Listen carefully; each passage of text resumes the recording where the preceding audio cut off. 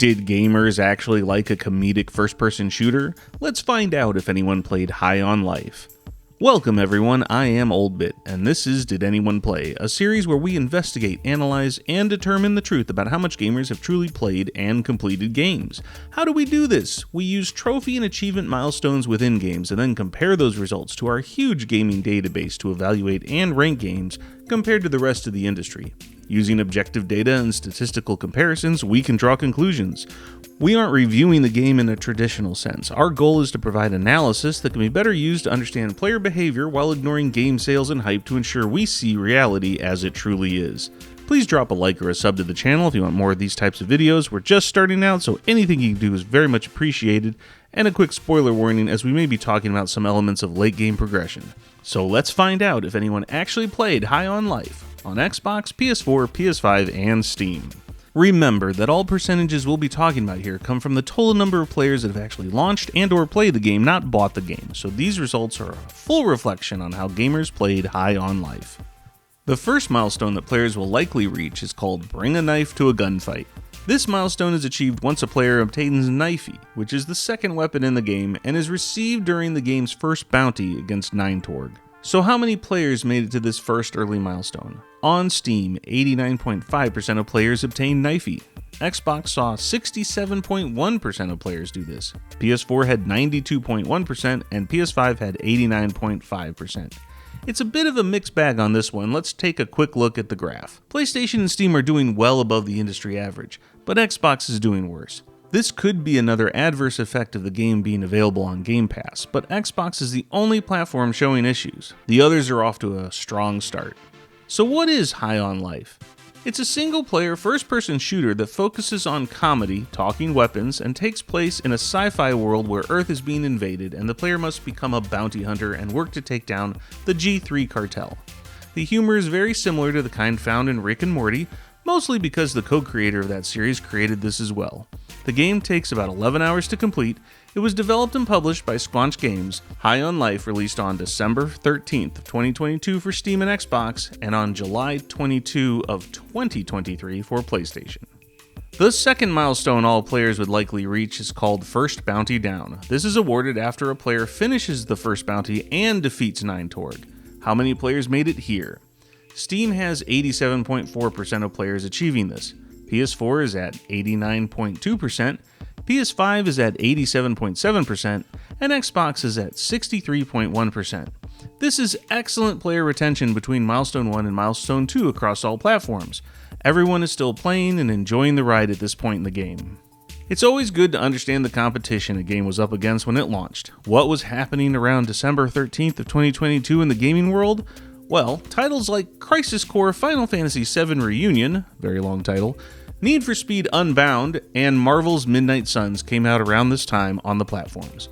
Looking at Google Trends here, we see that High on Life in blue was strong at the time of release, with the other games registering but not putting up much against it.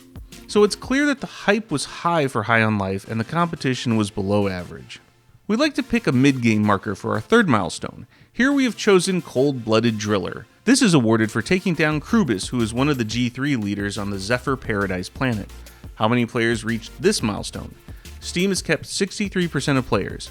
PS4 has 70.9%, PS5 has 68.8%, and Xbox has 39.5%. This is a much more significant drop in players than the previous milestones, but it's also much further into the game. But PS4 has only lost 30% of players so far, and that's a very good result and very strong against the rest of the industry. On the flip side, Xbox has lost 60% of players at this point, and while it's not great, at this milestone Xbox is also performing above the industry average, so High on Life is doing well across the board. How did the High on Life do with critics?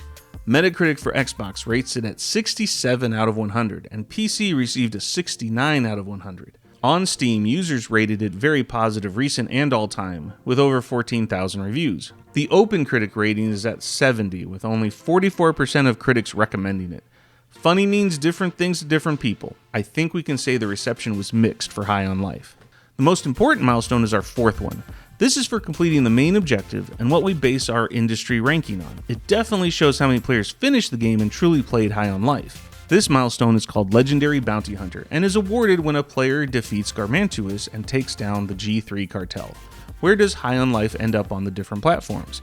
On Steam, 36.1% of players completed this game. For PS4, it was 44%, on PS5, it was 43.2%, and on Xbox, it was 20.6%. Let's pause here since we've reached the end of the game. We want to check the percentage of players that quit the game after making it through the first milestone but failing to reach game completion. Here our platforms are doing better than the industry average. PlayStation was the strongest by far. Xbox was better than the average, but just barely. This shows that High on Life did a very solid job retaining players compared to the other games after Milestone 1. Finally, to get a feel for how the completionists treated this game, the rare Milestone 5 chosen for High on Life is called Mods Please Ban. This milestone can be achieved if the player unlocks every post in the Bounty Hunter forums. For Steam, we see that 1% of players actually accomplished this. On Xbox, 0.2% did it. On PS4, 1.7% accomplished this, and on PS5, 2.7% of players did it. Now let's see the full picture. Here are all the raw milestones for High on Life, and with the industry averages in gray for comparison purposes. Let's get into it. Two things really stand out here. One is that Xbox is out on an island all alone and not in a good way. While the results for Xbox track in the same way as the rest of the platforms, it starts off much lower. Again, this is likely a Gamepass effect, where players try out a game but then quit nearly right away. The rest of the platforms show the power of purchasing and owning a product and what that does to the value in the mind's eye. The second item that stands out is how strong the game holds even through the third and fourth milestones. The game is on the shorter side, but even so, player retention was good throughout the game. So this is our final tally for our milestones, but now let's see how the game stacks up against all other games in our database, and find out if anyone truly played High on Life. We use Milestone 4 as our ultimate ranking target. Here are the results for each platform for Milestone 4 once again. It's time to reveal the final rank High on Life has in our database. Here we go. Steam is 8 out of 10. Both PS4 and PS5 are 9 out of 10, and Xbox is 5 out of 10. Nearly everyone played High on Life on PlayStation, and Steam has a ton of players playing it as well. Xbox has an average number of players actually play the game. A great result overall. High on Life did really excellent. So those are the industry rankings, but our database is able to give us other comparisons as well. Let's break it down. Here we can show the breakdown for High on Life across class, genre, review score, and game length. Please keep in mind that because we are comparing data across smaller subsets, the statistical power of these rankings are far weaker than our overall industry ranking. Starting off with class comparison, High on Life is a AA game. So ranking it compared to all other AA contemporaries, we see that the results are actually stronger. Steam is the same at an 8, but PlayStation moves to a perfect 10, and now Xbox is at a 6. Gamers played it even more compared to other AA titles. How about genre? We've classified High on Life as a first-person shooter. Compared to other games in that genre, we see that it ranks 9 on Steam, and PlayStation is again at perfect 10s, no change for Xbox. This shows that even for FPS games, High on Life is one of the most played. Next is ranking based on reviews. The scores for High on Life put it in the category with games that have scored in the 70s for OpenCritic. The review rankings compared to other similarly reviewed games has PlayStation at perfect 10s again, Steam at a 9, and Xbox at a 6. High on Life performs better in this category as well. Lastly is ranking based on average game completion length. High on Life is in the 11 to 25 hour range. Rankings compared to similar length games has Steam at a 7, PS4 at a 9, PS5 at an 8, and Xbox at a 6. It's a bit lower for some compared to the industry ranking when we look at game length. So those are the rankings, but let's see if we can tease out some other observations by looking at these results in different ways. It's time for the deep dive. Let's start with progressive player loss. Each group shows how many total players have stopped playing the game at that particular milestone.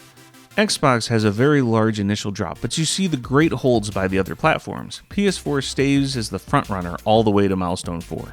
Moving on, we can look at milestone player retention. This calculation only takes into account the player population loss as a percentage compared to the previous milestone. Here, Milestone 2 really shines with hardly any player loss. Milestone 3 and 4 had significant player loss, but with the excellent early holds on most platforms, the results are still strong. How about completionists? How did the rarest milestones shake out on the different platforms? PlayStation platforms were dominant here, taking up a total of 80%, leaving Steam with 18% and Xbox a very small portion left. Finally, we check on early versus late game retention. When you read a chart like this, the best performers are further away from the center of the circle. Early game, PlayStation and Steam are doing excellent and running right off my graph. With endgame loss, PlayStation is separated, with Steam second and Xbox third. Completionist loss was strongest for PlayStation as well, with Steam and Xbox following behind. Let's take one final look at all the platforms and their Milestone 4 results, but this time we show the full percent rank within our database. This is to give you a detailed view of how the rankings played out. Use this data as you will. Let's wrap this up. What are our major takeaways from all the data? High on Life did great in terms of results and rankings. For a AA game and not a lot of expectations, it ranked 9 for PlayStation platforms and 8 on Steam. Those are excellent numbers. The 5 rank on Xbox isn't great, but it's also the outlier among all the platforms. It's clear that gamers really played High on Life, and PlayStation seemed to be the place to play it, even though it came out about 6 months later. PS4 outperformed all of their platforms with the highest retention of players to the end. And we saw a huge advantage for High on Life with PlayStation when it comes to the rare milestone results as well. Even when we broke down High on Life to look at those rankings, it had even stronger results for class and genre and reviews, with some perfect 10s peppered in there for good measure. Xbox being the odd one out really screams that Gamepass is the likely culprit. While the service does allow players to sample games, it also seems like it's teaching players not to even give games a chance, and we see that with the very early drops and the bad player retention. High on Life is a unique game. It almost feels like the kind of game that would have come out in the 90s with the kind of humor and goofiness that's presented, but it clearly resonated with players. And while reviews weren't as kind to High on Life as the developers would have liked, the players certainly were. They showed up for this game and finished it at a very high rate in most cases. I think that's something to be proud of. Maybe the crazy talking weapons, coupled with an off-the-wall FPS, gave gamers a bit more fun than the normal single-player experience would these days. Clearly, there is something that keeps players engaged, and is an experience that perhaps is worth exploring more if the right balance of comedy and gameplay can be met. And that's a wrap. Hopefully you all found this data interesting and we all learned a little bit more about our gaming world today, and High on Life in particular. If you enjoyed this video, don't forget to do all the YouTube support stuff. Give us a like and a sub if you haven't already. I'd love to read any comments you have down below. What conclusions do you all take from this data? And of course, feel free to suggest the next game we should look at to determine if anyone played it. Until then, take care of yourself and each other.